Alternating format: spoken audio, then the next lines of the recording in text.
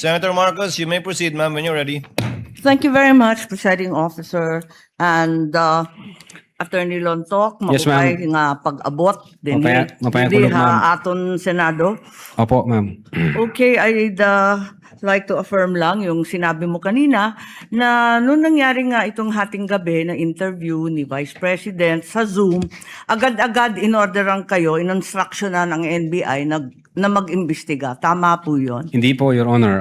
Sabado po yon, lunchtime, mayroon kaming meeting ako with the then Director Santiago.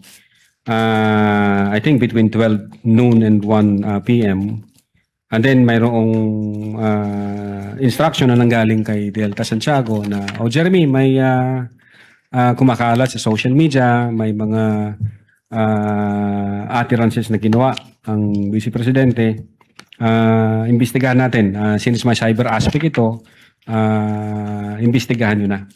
Doon po nagsimula yon. Tama. So anong araw yon? Kasi andito sa inyong affidavit of investigation at yung sinabi ninyo na on even date, ang tinutukoy mo ba yung November 23 din? November 23, ma'am. Kasi natapos ho ang Oo, gabing-gabi kasi yon di ba? madaling araw po ng alauna, ma'am. That's right. So, nag-meeting kayo kaagad-agad? Ganun ba? Hindi, ma'am. Hindi po kasi namin alam yun. Kailan kayo inutusan na mag-imbestiga? During lunchtime, nung may meeting kami ni then Director Santiago, pero iba ho ang iniimbestigahan namin krimen.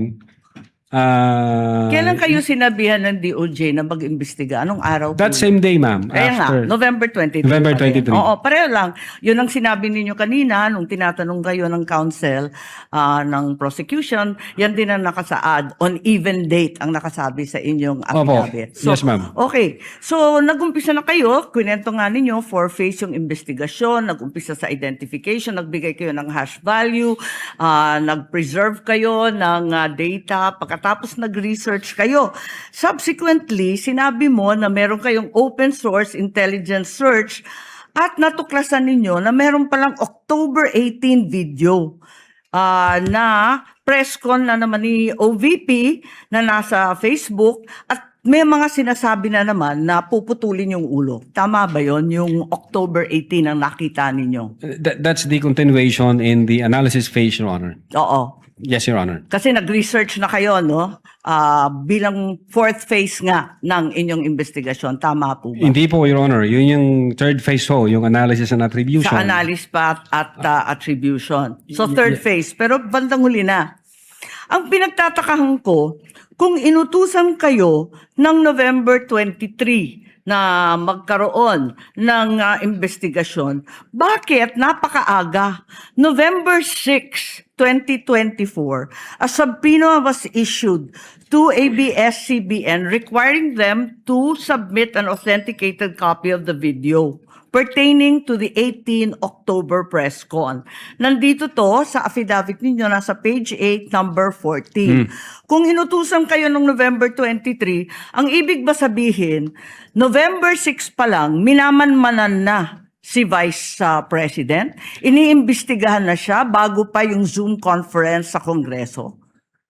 No, Your Honor. I believe that's a typo yung date. Kasi that's a typo, Your Honor, yung date. Kasi makikita doon yung date noong appearance ng taga-ABS-CBN, which is consistent ho siya doon sa ibang initial Kailan ng ba yung subpoena. appearance? Kasi hindi ko nasusundan yung timeline ninyo eh. Parang yung November 23 yung utos, pero November 6 pa lamang may subpoena na. Ba't nagkaganon? Typo ho yan, Your Honor. Hindi ho yan November 6. Typo na naman katulad ng Department of Justice. No, Your Honor. If I may refer to my notes, Your Honor. Oo, pakita mo na lang sa akin kasi nahanap ko hindi ko masundan eh. You may do so, This is Counsel. page 6, number 14 po. November 6, 2024, subpoena to ABS-CBN.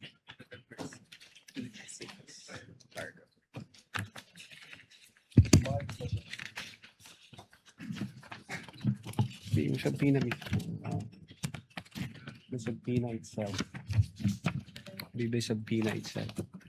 Wala naman yatang date na binibigay tungkol sa appearance ni Patria Morales at yung iba pang Meron po, taga-ABS. Your Honor, if I Pakituro lang have kasi the, hinahanap record po of the namin. Subpoena.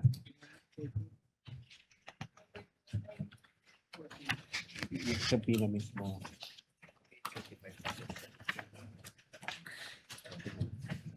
For information, the time of Senator Judge Marcos is over. Kindly. Yes, but he's still responding Of course, to the we same will wait for question the if you will response, allow. please.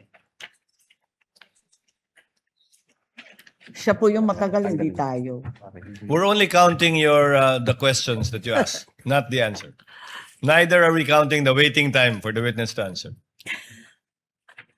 I-check ko lang po, Your Honor, para Kasi yung mga sumunod na meeting, doon sa page 13, sa number 30, at sa mga sumunod, yung mga tinutukoy doon, yung mga media na nandun sa Zoom conference. Hindi naman siya yung ABS na humawak ng camera noong October 18. Iba naman yung mga tinutukoy doon eh. Attorney Lutok, Opo. the question of the Honorable Marcos is on page 6, paragraph 14. You said you sent a subpoena on November 6, 2024. Unfortunately, because the annexes are not part of the document marked, it's not here. So the question is quite clear. If it's a mistake, then what is the correct date of the subpoena? If I can see the real subpoena, Your Kindly Honor. talk to the mic, please. Yeah. If I can see the real subpoena, Your Honor, because the subpoena was signed by our Assistant Director for Investigation Service. As I said, unfortunately, it was not attached to your affidavit, and I doubt if it's one of those marked or pre-marked Wala. by the counsel for prosecutors. As he said and admitted earlier, he did not or they did not mark all of the annexes in your affidavit. Yes, Your Honor. If I may, check ko lang po, Your Honor, para sigurado ho. Wala sa'yo ngayon. Inaanap ko po rito. Wala nga pong annex yan eh. Wala sa annex at wala rin sa affidavit. Kasi yung mga media na tinutukoy sa ibang pahina, yung mga nag-interview nung Zoom conference. Dito ho yung certified true copy daw, Your Honor. If I may, Your Honor, please, can I assist on this regard, if the court will allow? Only if you can produce a copy of the November 6 subpoena, counsel. Exactly, Your Honor. The documents are present. They are in the possession at present of the witness, Your Honor, please. They may not have been physically attached to the affidavit investigation, but they do exist in the records of the case as separate pre-marked documents, Your Honor, please. So Okay. it's here?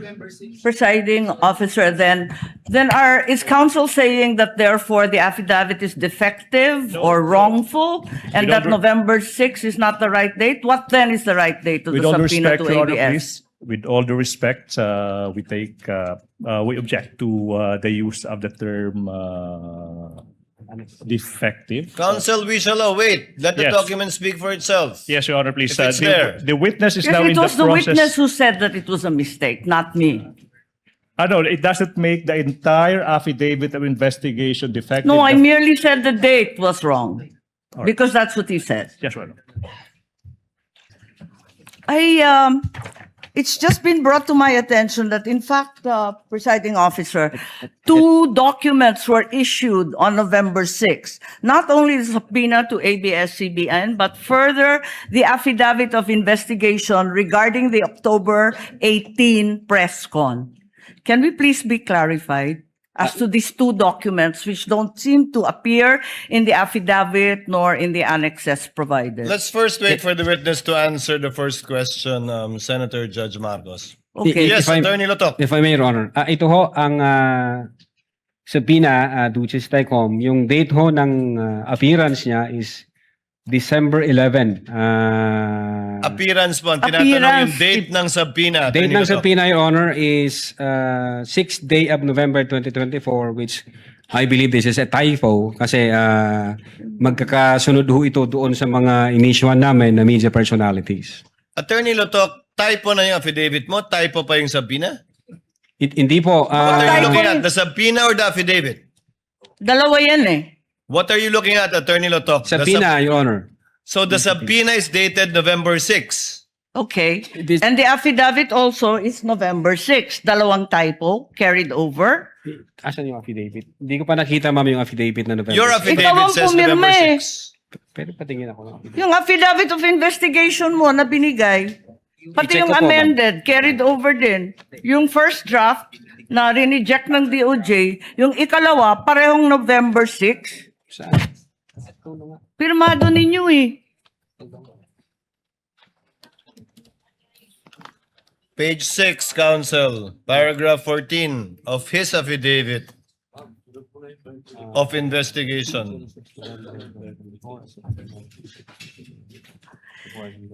Yes, Your Honor. It's November 6, 2024 ang nakasulat dyan. So typo din yan? Is it your testimony na typo din yan?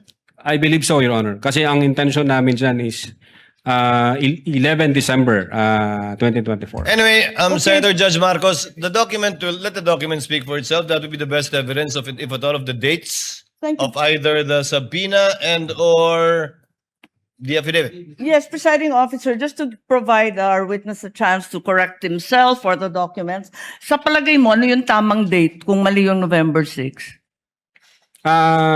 Same ho, Your Honor, doon sa mga subpoena na inisyo namin sa media personalities. Dapat magkakapareho. Yes, magkakasunod po yun. Okay, sige. Maraming salamat. Thank you very much, presiding officer. Damo nga salamat.